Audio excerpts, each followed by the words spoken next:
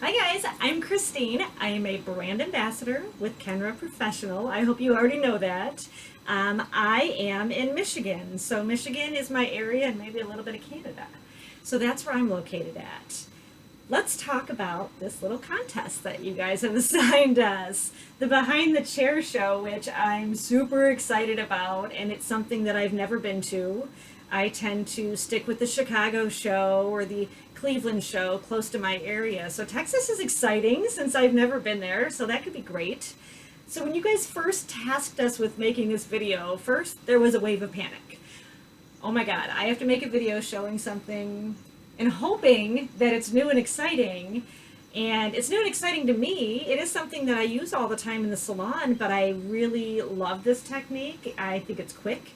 It's easy. It gets your full head going in the minimum amount of time. So my clients really enjoy that.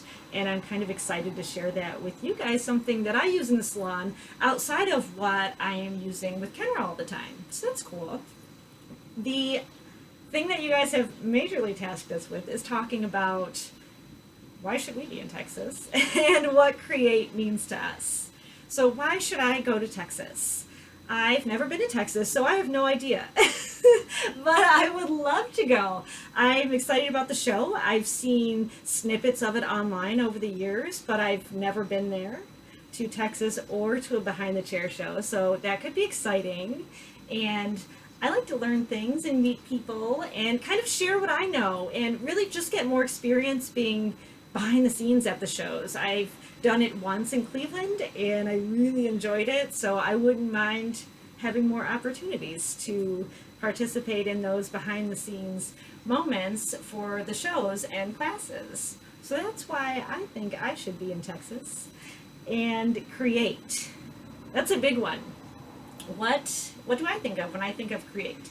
So when I first started working for Kenra, I think I looked at it like a lot of other people outside of the company looked at it. Oh, Kenra's being fancy.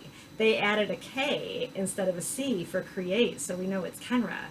And I thought that for a little while.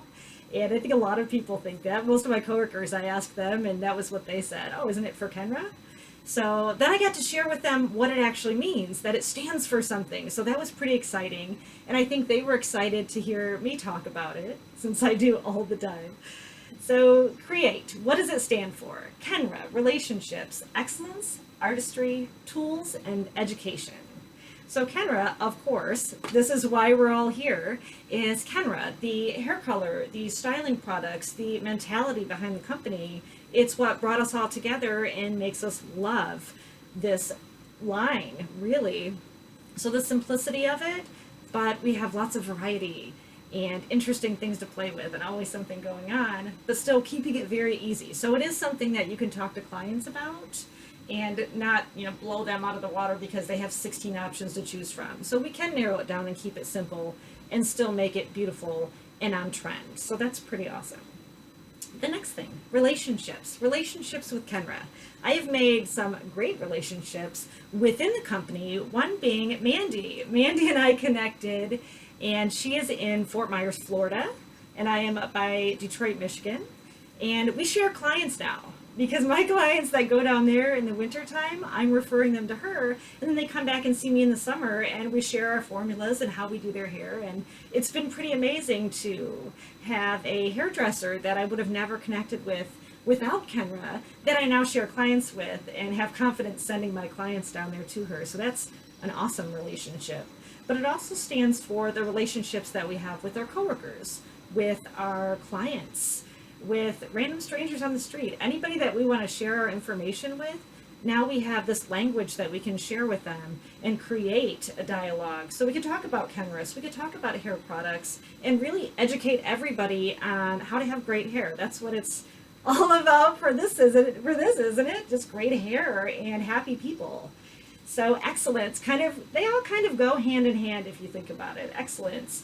By having these great relationships, of course, you're raising the bar and creating happy clients and better hair. And we're always striving to have the next best product or technique or hair color around. So whatever's coming up next, we want to make sure that we're there. So I think that's what excellence stands for within Kenra, like something that we're constantly striving for. Our artistry. We're all artists, right? We all love to play with hair color and products and create things with our artistry and sharing that with other people and letting them see what we're creating and what we're doing with, whether it be hand painting or paint brushes or all these different tools that we're now using that are different mediums in the industry that we're now bringing into specifically hair and not just painting. We also have photography and videos and all this fun stuff that we're bringing together under this huge artist umbrella to create these beautiful styles and visual looks for everybody. So tools. When I first heard tools, I immediately thought, oh, flat irons? Does Kenra have flat irons? Do we have blow dryers? And I think we do have flat irons. I don't have one, but I've heard that we do. We do have some hard tools, realistic things that you can just hand somebody, but we also have the tools of education and our knowledge. So a little less physical, but still something that's great. So we share this information. We have our tools of online education, of just sharing with each other, of chatting in our brand ambassador rooms to help each other. So it's more than just this hairspray and this flat iron and this curling iron to create this look. It's the feeling and the meaning behind it, which is so much more than just a physical tool. So I think that's pretty cool. And why I came to Kenra, the education. I wanted to help educate others. We have amazing education. I tell everybody about it in all of my classes, and even my coworkers that don't use Kenra, unfortunately.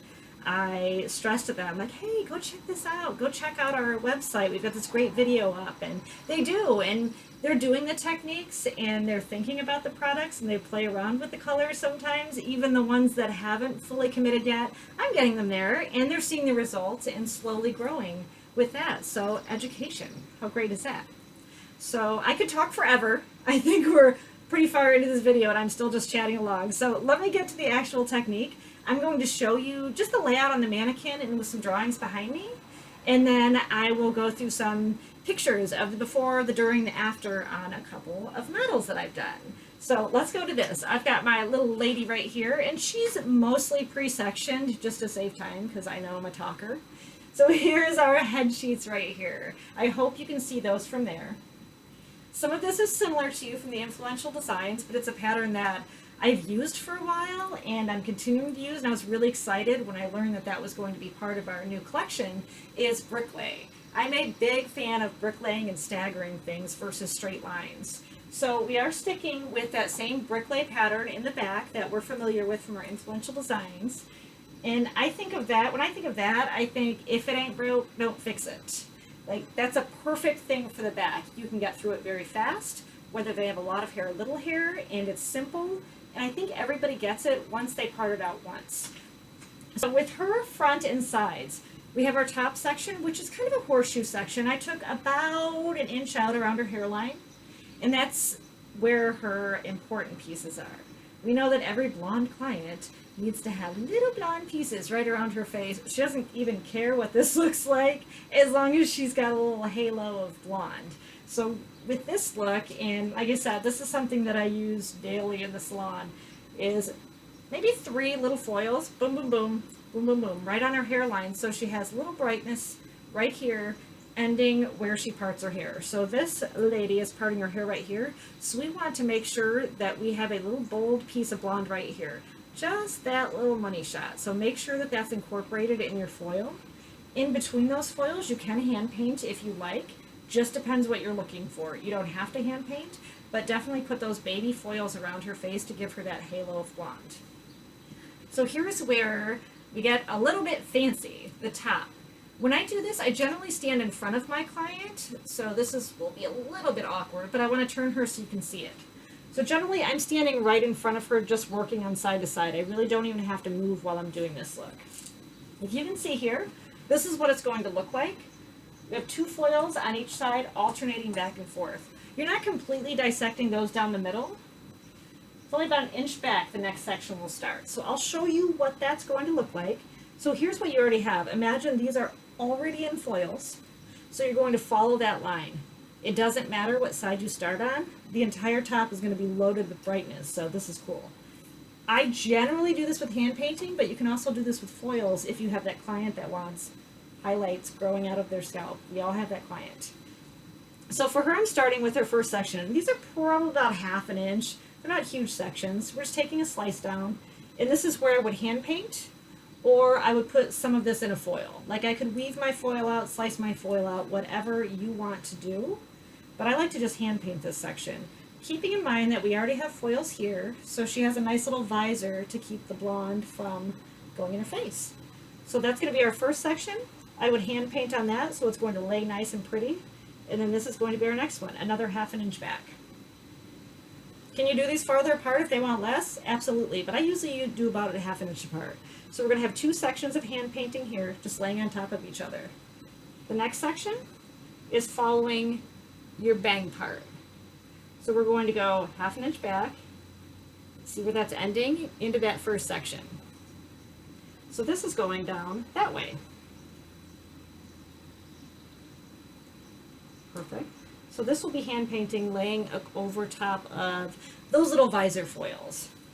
This is going to be your second one, another 1/2 inch back. Cool. So from there, you're just going to continue on that top section, staggering your partings back and forth until you get all the way to the crown. So now let's see what this looks like on a real person.